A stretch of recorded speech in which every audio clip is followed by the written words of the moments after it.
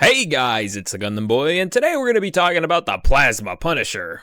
And no, it's not the plasma shotgun, it's a plasma balloon slinger. This balloon is containing a small star. So let's get right into it. You can acquire this weapon from the Cutting Edge Warbond. So taking a look at the stats, we have 250 damage, capacity of 10, 110 recoil, and 80 fire rate. It also has medium armor pen and explosive. So taking a look at how the weapon feels, it handles like a dream. You'll have no problem controlling this gun, feeling a little light and maneuverable since it's not fed by a mag, but instead fed by blue Gatorade batteries. And it should feel light and handle well. It's a plasma weapon, not a magazine weapon, right, Mr. Little Plasma Accelerator? Disappointment out of the way, its blast range can be fairly wide, and if you're lucky enough, the worst you can do at close range is knock yourself over. Use the secondary to take your legs, but at long ranges, it can go pretty far, turning yourself into a pseudo motor. Watch this. One thing you're gonna notice when using this gun, especially against something like the Voltless, is that it kills in 2 shots. But Gundam Boy, you said it did 250 damage. Let me break it down for you. But if we take a look at the Plasma Punisher's projectile, we can actually see that its standard damage is at 100 versus its durable damage, which is at 50. Its penetration is at light for everything, and extreme angles at 0. But if we take a look at the area of effect of the Plasma Punisher, it has much different numbers. We can see the inner radius, the outer radius, and its shockwave radius, which is at 4 meters, which means that'd be at the very end.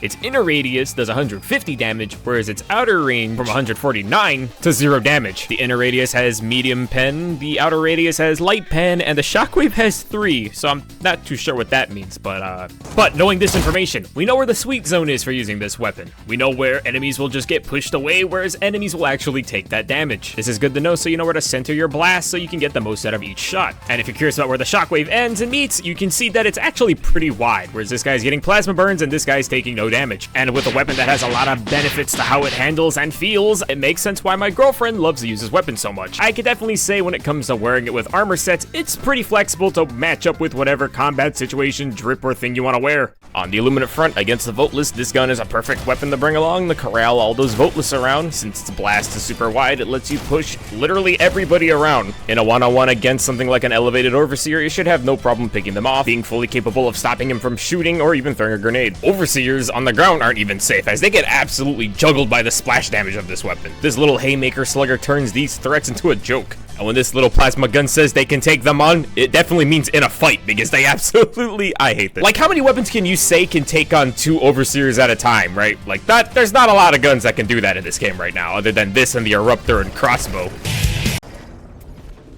And talk about the little Punisher that could, because this gun goes up a level and pushes things like harvesters around. Whether it tries to zap or fire a laser at you, it can't compute it when you're blasting it with this giant water balloon. I think the best way to make it recoil around is to hit it on the side profile, but if you have to hit it, you gotta shoot it wherever. It's a great way to stall for time, or to use that opening to swap to a different weapon to mow it down while it's still recovering. But it's only effective to do this when you're in its shield or its shield is down. Moving over to the bot front, we already know what happens to basically troopers. And since these enemy units don't corral as well as any of the bugs or the Illuminate do, the best thing this weapon serves a purpose for is just stun locking shit. On a lower difficulty where there's unarmored scout striders, it's practically a one-shot if you hit them in the dome, or you can hit them wherever on the side. Berserkers, well, they're pretty straightforward, because their one method of attack, which is walking towards you and swinging like a maniac, is kinda halted when they get lobbed in the face with a bunch of plasma, allowing you to hold back the waves of chainsaws. And this weapon has no problem holding back the trifecta of devastators. This weapon is the epitome of interrupting someone every time they try to say something.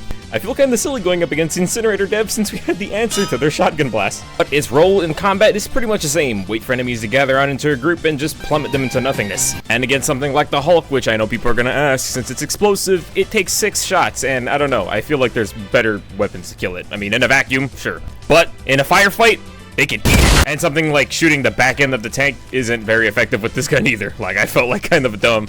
I don't even know why I did this. This is just for fun. I was like, oh, you know what? He's here. I'm gonna figure it out. Let's see if we can do anything. And yeah, too many shots. Moving on to the bug front. And let me just say, this thing is the baby punter of guns. Killing these guys in practically 1 shot. Against warriors, they turn into afterthoughts as they typically die around 2 shots. Hive guards and brood commanders are typically the most annoying enemy unit for this gun to go up against, but when you can push back enemies in a single shot, you have all the time in the world to kill.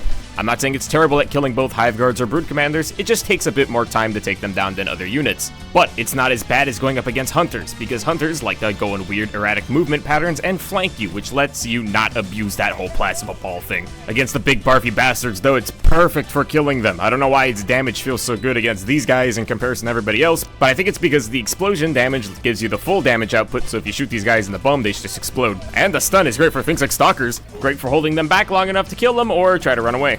Coward. Alright, but that's the end of my video. Like, comment, and subscribe to see more, and